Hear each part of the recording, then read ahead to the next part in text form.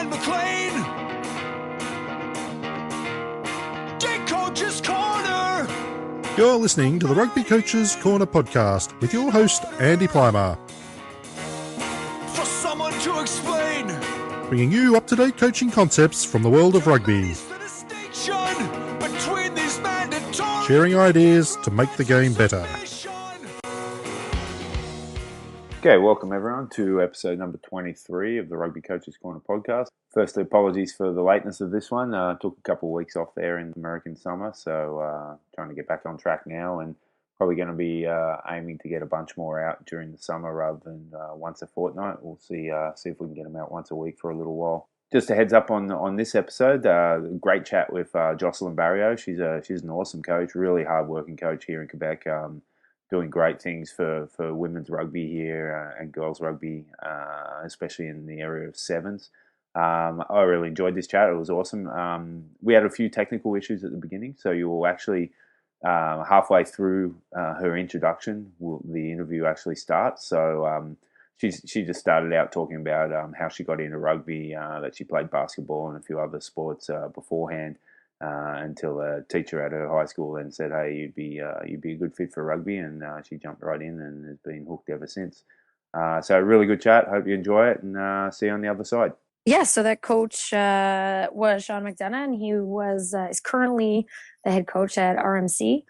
So I get to see him every once in a while. I still see him now. Champion guy. Kind of nice to have a connection, to the very beginning. Yeah. So yeah, that was the start of it. And then as soon as I graduated from high school, I started coaching. I was just time to give back. And so I did pretty immediately. So I've now coached for longer than I played. So coached for over 15 years now. Yeah. Yeah. That's an envious position too. I think because the amount you learn from coaching, like I know personally, like I came out of the game and became a player coach, and then I realized I didn't really know a lot about rugby except for my kind of area that I played. Like I had no idea in general what the forwards did. I just knew they did like stuff, grunt work, and that was it. But like there was a bit more finesse to it, and I think that's a great position to be in. Starting coaching from I think 18, you said. Yeah, as soon as I graduated. So the year after I graduated high school, I went back the next spring and helped out at the school. Yeah, that's awesome. Cool. And then so you played rep rugby from there on in and had a little look in with Canada as well. Yeah, so when I was 18, I was already playing club at the time, and kind of the word went out, and so I just gave it a shot and tried it out. It was my first year of rep rugby. Was a lot of, I talk about the 2 years a lot to the young kids that I coach. And the first year, I only rode the bench. I didn't see any playing time at scrum half, and actually started in our bronze medal game in the front row. Nice. And I know you can't see me, but I'm quite diminutive. And played against BC in the bronze medal game, and we did not do well. And from there, I just decided that I didn't ever want to be in that position again. So kind of took things a little bit more seriously, and was always at practice early, working late, asking for help, and working really hard, and had a good year the next year. Yeah, awesome. That's great. All right. So and now so you're pretty heavily involved in the 7's role now, like being the head coach of Rugby Quebec's women's program. Yes. What attracts you to the game of 7's? What do you really like about it? The excitement factor and the ability to be able to express yourself. I think a little bit more than in 15s, quite a bit more actually. Yeah. Being able to express yourself and the skills that you have, and do things that are a little bit out of the box sometimes and a little bit flashy.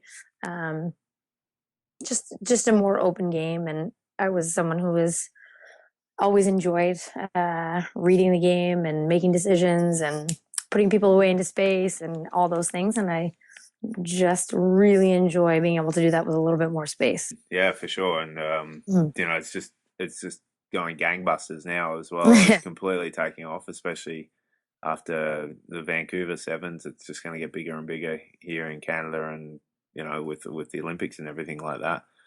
Do you find in the girls you coach now, are they like cognizant of that fact that it's actually like it's a pretty big deal now? I think that they see that it could be a big deal. Um, I still think that they're seeing it just as a fun thing to do for right now, and I think that it will become more competitive, and the girls will see it um, as a bigger platform and opportunity. And especially when that first wave of girls who's out in Victoria training in that professional environment come back, Yeah. and they actually get to see these. I mean, those girls haven't been around for 5 years now. Some of them for like 3, 4, and 5 years. And when those girls come back and people actually see that they're like real people that they can touch and feel, and they're from here, and they grew up here and they played here, they'll be able to see that, and I think that's going to make it even more real. Yeah, that's so key, hey, for them to have like Hmm. actual human beings that they can say, hey, they went to kind of the same school as I went and play in the same club as I do or play against, and they Right. did it, so why can't I? Yeah, exactly. And I think that'll be a big difference when those girls come back, and start being seen here in the community.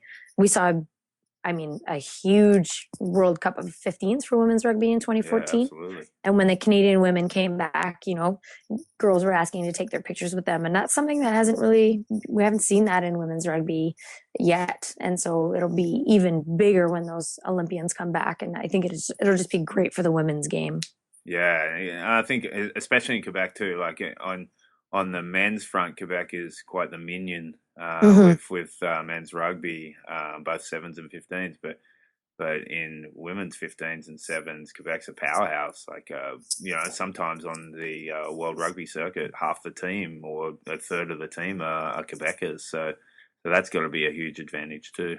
Yeah, it's a pretty cool opportunity. And that was a very génération dorée, they call it, a golden generation that we Yeah, had. yeah.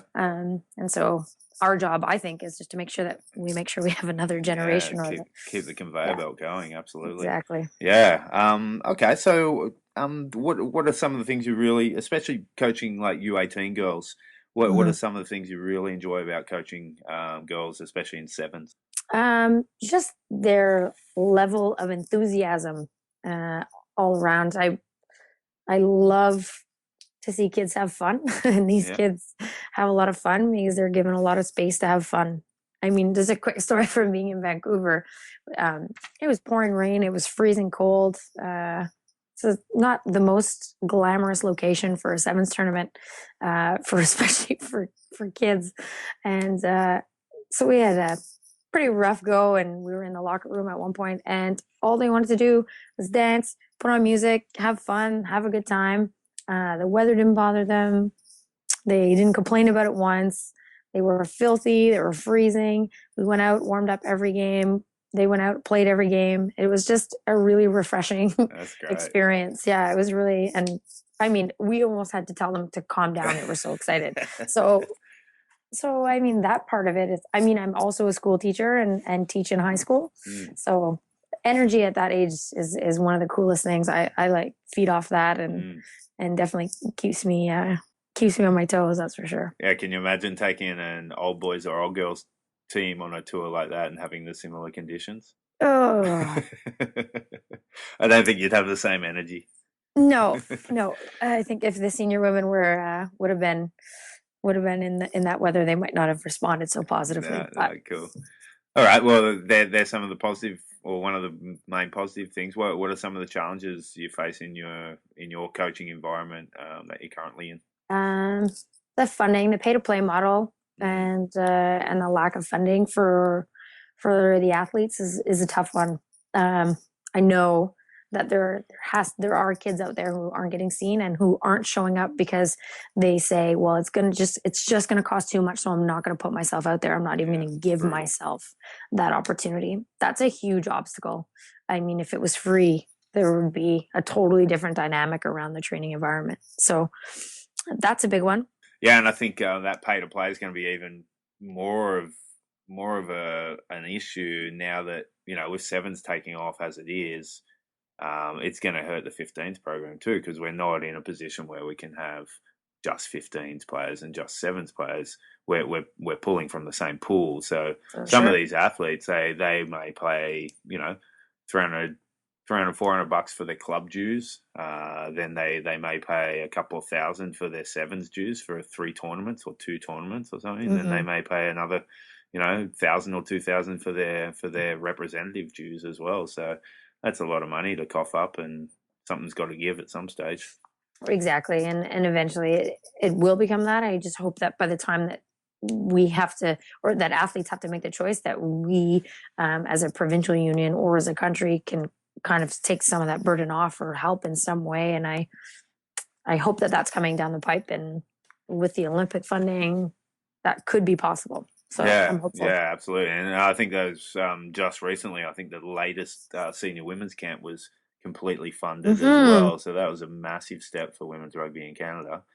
Yeah, it's a pretty cool thing, and hopefully we'll be able to keep it up. And I know the women are super appreciative of it. And I mean, as a rep player, I remember one year paying well over $10,000 just for Canada tours. So it's come a long way, and it's a really cool thing to see, and it was really nice to be there at the beginning and see how far it's come in less than 10 years. In less than 10 years, the training environment has really dramatically changed, and it's a really great thing and a cool thing to have been a part of. Yeah, that's unreal when you put it those terms, $10,000, and you heard stories about that with the senior women for that World Cup tour. They were paying 5 figures to represent their country, and that's just madness. And hats off to the people who organise that funding model for this World Cup cycle, and let's hope it keeps going. Absolutely. Yeah. Okay. So, what apart from the pay to play model, what do you think some of the challenges that rugby faces to attract more girls into the game? I think that people are scared of the physicality of it. I think that as a society, we're not necessarily encouraging girls to express themselves how they want. We're kind of saying this is how you should be, and this is the model that you should be following, and this is what you should be doing at this age. And super physical sport is not usually in those societal norms. So that's a bit of a tough one. It's a bit of a barrier, and even when girls are on teams, sometimes they have a hard time adjusting to just being a teammate and just being able to relax and be yourself, and kind of the importance of being different and the importance of being yourself with younger girls, especially, who are still looking to develop and figure out where they stand and what they stand for. They sometimes have trouble accepting themselves. So that's a big challenge, but one that when you get to work with athletes for a few years, you kind of get to see them grow up and get through that and continue playing. And that's one of the most rewarding things, is to see girls continuing to play sport, because all the research that's coming out recently, especially in the wake of International Women's Day, was how little or how few women continue to participate in sport as they get older and they leave school and they kind of let it go. And we know that their rates of depression go down when women participate in sport, and their social connections are so important to their mental health and physical well-being. And so those type of things are always challenging. And I'm pretty conscious of trying to make sure that women feel safe and girls feel safe and comfortable in these environments, so that they keep coming back. Yeah, oh, that's great, and that's key. Like I think being a teacher myself too, and having taught in the co-ed environment, they're all kids. Kids are kids. They're all weird and uncomfortable in their skin, but they display it differently. Like boys will show it with bravado and trying to be macho and everything like that. Or girls will display it in all different ways. And I think coaches have to be super, super, super aware of that and make sure that they're catering for that, because it can't be a my way or the highway, or you're just going to turn kids away from the game. Right. And I also coached the Concordia men's 7's program. It was kind of an idea that was brought up, and I thought, hey, that's kind of a cool challenge. I coached boys for 1 year. I coached a 15's program for 1 year. And then and this opportunity came up, and also coached them. And some of the concepts are the same, but there are some things that are so wonderfully different, and it was really refreshing, and it was a new challenge, and I really enjoyed doing that as well. So it's a great sport, because the values of the sport are the most important part, and whatever gender you're coaching just comes afterwards. Yeah, well, I was going to ask you about that, because I saw that on your, the sheet that you put in for before the interview and everything. I was going to ask you like the difference there between. I think you're spot on. Like the gender comes after. It's the sport that's the most important. But what were some of the differences, and what were some of the similarities from coaching that university men's sevens team to the sevens women's sides that you're coaching now? I think one of the things that kind of surprised me or shocked me the most, especially in my first year, where I was really learning about the environment and really kind of doing it, definitely coaching, but a lot of observing as well, was that men can physically get into a bit of a scuffle and deal with things and move on, and it doesn't always necessarily impact the team in a negative way. Yeah. Sometimes it fires people up in the right way. And that little bit of competition, I had to create more opportunities for competition so that it didn't come out in that way. Okay. Yeah. So I just addressed it in a different way to create more opportunities for them to compete within the laws of the game, so they didn't take matters kind of into their own hands during training. And I really found that the men responded well to kind of a female voice and a different voice and a different perspective. I ask a lot of questions and challenge athletes in lots of ways, and they seem to really respond well to that, which I wasn't necessarily expecting. I've always kind of seen a top-down model in any of the sessions I've observed or coaching sessions that I've observed. So it was kind of nice to see that they could actually really take care of themselves from the bottom up. Oh, absolutely. Yeah. Yeah, great. I think it's interesting. I've started listening to a new podcast called Brain in the Game, Sport Mind Coaching podcast. I'll put it up on the website for listeners to have a look at. But there was one episode they did on it. The compare discusses coaching men, coaching women, and it kind of goes back to your original statement how like the gender part comes at the end. The game's the same. A lot of the research says that the closer they get to the elite level, the less this stuff becomes a thing you need to consider as a coach. So if you're coaching the national men's side or the national women's side, you're coaching national athletes, national rugby players, and all that, the other stuff that you may have to be aware of when they're teenagers or developing athletes. No, like they're elite athletes, no matter what the gender. Yeah, it's pretty cool. There was just a little thing that I observed today with Becky Hammond, who's coaching at the Spurs. Okay, yeah. And a project called Lean In Together, where it's male coaches also encouraging female coaches. And she's the head coach during the summer league season with the Spurs and the San Antonio Spurs, who are a professional basketball team. And just talking about how Greg Popovich, who's the coach there, kind of opened the door for her, and to see just the video of her interacting with the men at training, it's just a training session. They're athletes and they're responding well to a female coach, and that's just because she's a good coach. Yeah. So yeah. No, that's great. I think I'll check that out. What is it? Lean In Together? Or? Yeah, it's hashtag Lean In. I think it's Lean In Together. Lean In, hashtag Lean. Yeah. Okay, cool. I'll check it out, and I'll put that up on the website as well for people to look at. Good one. Yeah. Okay, so kind of backtracking a little bit. Not everyone's going to jump into coaching elite women rugby straight away. A lot of them are going to start, doing exactly what you were talking about earlier, coaching a high school team or something like that. Right. What would be your advice to someone new to coaching girls? Things to do, things not to do. Be kind. Yeah. Be kind. That would be my number one advice. We often mimic and kind of do what has been done in the past, and we don't always know our own. We don't ever always have our own coaching voice when we start. Yeah. And I think that being kind and being polite is one of the most underrated coaching things that you could do for a team, and model that behavior of being kind. So often we're told we're bad, and these are bad men and women, as students. If you fail a test, you're bad. If you pass a test, you're good. If you drop a ball, you're bad. If you catch a ball, you're good. Like we kind of break things down into bad, good, right, wrong.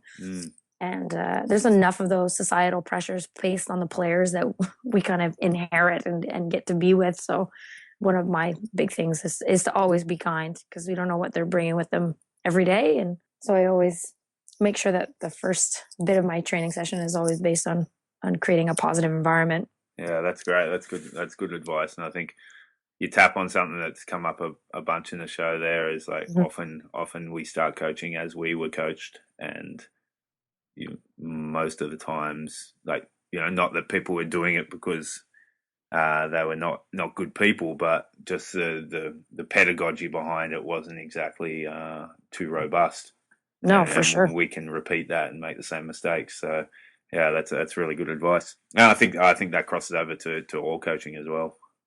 Yeah, and I mean, as a teacher, it's something that I use in class as well, and it's just that just might be a life thing. Yeah. Okay, so if someone was watching, apart from the kindness aspect, if someone was watching a session coached by you, what are some of the things they'd see and hear, whether like what you're saying, but how the lessons, how the structure of the session is laid out, and those kind of things? It would depend if it was like a game prep or kind of a general skill session. There's skills built into, I mean, in a vague sense, there's skills built into all my trainings. I think that's a hugely important aspect of the game that as Canadians, since we don't grow up with a rugby ball in our hands, we got to make sure they get some extra reps in those areas. So definitely individual skills when they get there, try to teach the basic skills so that when they arrive, players and athletes can just start doing them right away. Players, when they arrive, love to be social and they get excited and love to talk. So I try to get them to talk and pass. That's a big thing that I say at the beginning of every training. It's okay to talk, but just talk and pass. Or that's great. Talk and kick, or just talk and do something else to get the reps in. And then we'll usually break and play game for warm up.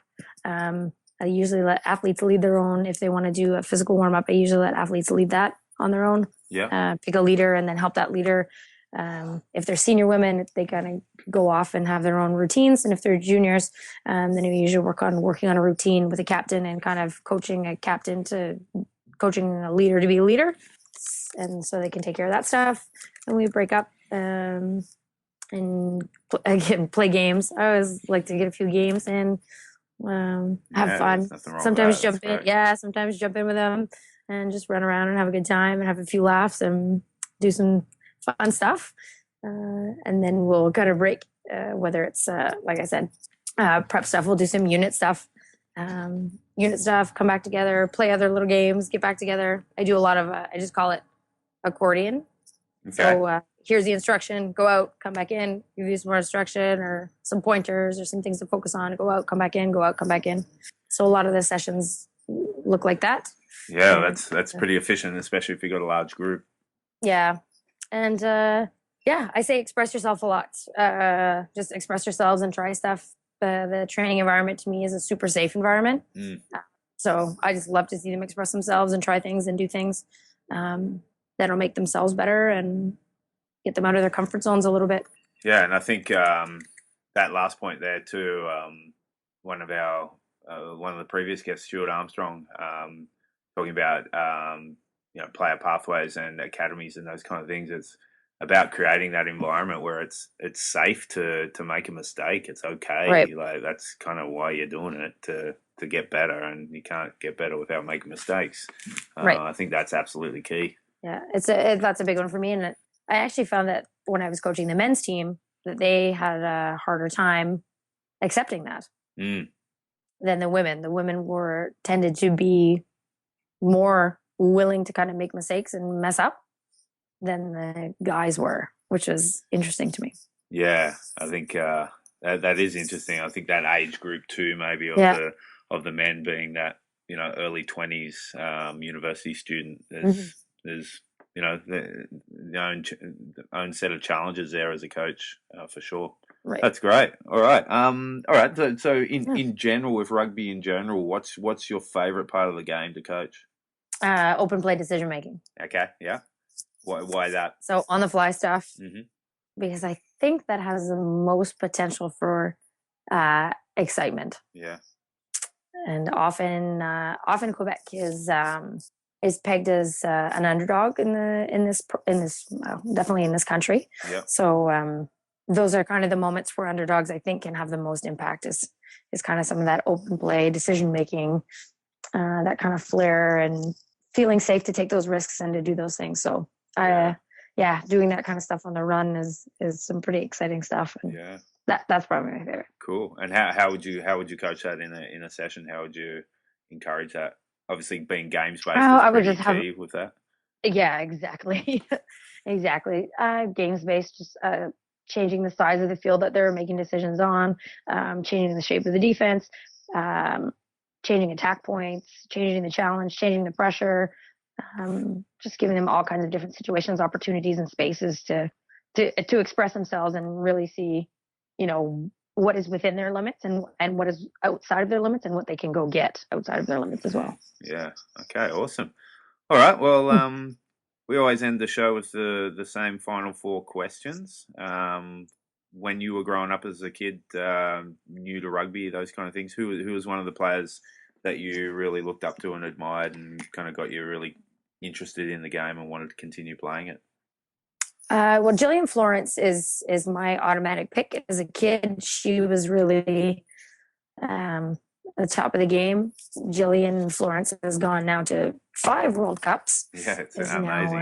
Is now retired. Yeah, so to have been able to play with her as I got older and started playing some Quebec provincial rep stuff and get to have some of those experiences with this person who was on the all world team. Yeah.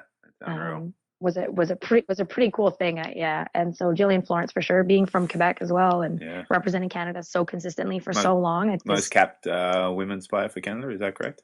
She is right now. She's still at number 1. I hope someone catches her, but I also hope that no one catches her. Crown. Yeah, absolutely. Yeah. No, she's great, and she's definitely. I think you wouldn't be the only rugby player to say that she's someone that they look up to. Yeah. Awesome. Sure. What about now? Who are some of the players going around that you like watching and like seeing what they do on the field? Well, I'm definitely biased, and I'm going to go with a hometown heroes, and I'd probably go with the girls that are out at Langford right now are doing some pretty amazing things, and Jen Kish, Ashley Stacey, Karen Paquin, who has come so far from when she left here, Magali Harvey, who's blowing up the world. Yeah. And if people don't know these names, they're not watching rugby. They need to check these people out because they're doing unreal things. Yeah, that's great. I mean, Jocelyn Landry. Yeah. Yeah, like that group of girls. Sorry. Yeah, it's pretty amazing. That there was that one clip going around about Jen Kish catching the kickoff and then just completely annihilating the opposition and scoring under the post. It was just epic display of skills. It was, and I actually got a chance to be out there for a couple of days in between tournaments, and spend some time with the team and just kind of shadow them and see just what they're up to these days. And I'll give a big shout out to Kelly Russell for helping Kish make that catch, and all the hard work, the unsung hero that is Kelly Russell. Another good one. Always there for that stuff, and always there for that in that supporting role. It's just really grown into quite an accomplished rugby player since when we first used to face off against each other. All right, awesome. And what about coaches? Who's a high profile coach going around that you really like what they're doing? There's 2 that come to mind. François Ratier, I think, is a pretty phenomenal guy for a lot of reasons. Yeah, and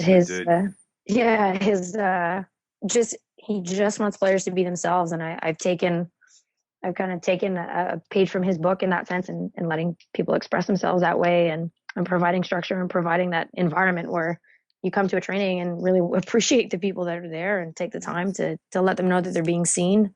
It's a big one. And Guillermo, I know that I'm not pronouncing it in a proper Argentinian accent, but Guillermo Guy. I know Guillermo.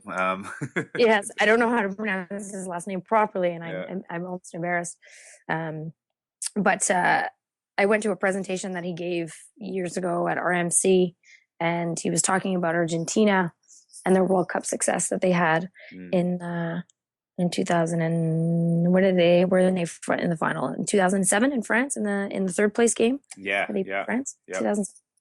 And he was just showing this clip, and he was talking about things so matter of factly, and he just watched this clip, and we were in a big hall and watching this clip, and he said, I'm just gonna pause it at this moment, and you're looking around, and it's the team in the locker room, and you're kind of trying to pick up on what he is trying to point out, and on a board in the middle of the room is just one word in the middle of the circle, and all these other words have branched off for it, and it's just amor. It's just love. Yeah.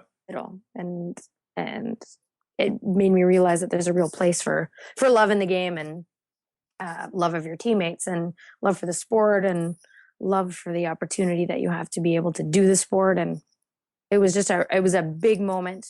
And ever since, I've always enjoyed having a bit of a chat with Guillermo about different aspects of the game. Yeah, for sure. And I think that's a classic clash of cultures there, like a North American or an Australian culture. It'd be, it's like, let's be technical and let's analyze the game and let's look where we can win and lose.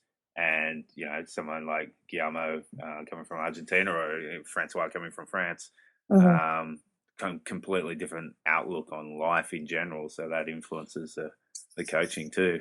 I think that's great. Sure. Yeah, and Francois is going to be coming on the show soon too. And cool. Yeah. So I'll get him on. We're just trying to get the schedules right. And Yarmo's got some great stuff on scrummaging and mauling. So I'd love to have him on the show too, and get him talking about how he gets teams to scrummage barefoot uphill, and what the philosophy is there. He does some pretty cool stuff. So two good people there for sure. Yeah. And what about last question, someone who's kind of chipping away in the trenches, doing good development work for their athletes that needs a shout out? Definitely Andy Smith. She's working in the Lennoxville region. Okay, great. She's been kind of an assistant / apprentice coach in a couple of little things I've done recently. She's coaching a CJIP team, coaching a high school team. She's super involved, and there's some great athletes coming out of that area. And Bianca Della Porta is another young female coach who's doing some good stuff. She's done her teaching degree now at McGill and is starting to get involved in coaching at the high school level here. So I'm pretty sure she's at John Rennie High School this year, which is a local high school here. So looking forward to seeing her career and what's going to be going on for her in the next little while. Fantastic. I actually sat next to her at the scheduling meeting on Wednesday. And she was writing down notes and asking lots of questions to everyone. So she's obviously really keen and really excited. So that's the first step, right? Like just actually like wanting to do it and being really engaged in it. So that's a good one. Perfect. All right. Well, it's been great having you on the show. It's been awesome chatting to you about all things Quebec rugby and women's rugby. And, I've got a seat at the table with two daughters. Got a potential scrum half who's 5.5. And that's good. A 3.5-year-old who's definitely going to be probably a 6. I reckon she shows the aggression required for a 6. So we've got a couple coming your way, but might be a few years off. But they're both going to be in mini rugby this summer. So I love what you're doing with the girls of Quebec, and you're helping them develop not only skills but just to be good humans and have a good outlook on life and everything. So thanks for all the work you do, and thanks for giving up your time to come on the show. Oh, it's my pleasure. Thanks for having me. Awesome. Okay, Joss, we'll see you later. Andy. Cheers. Thanks for listening to the Rugby Coaches Corner podcast.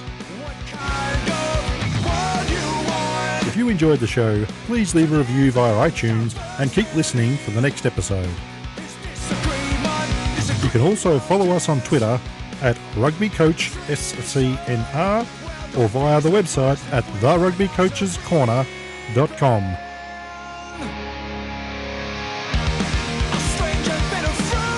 Until next time, keep sharing ideas to make the game better.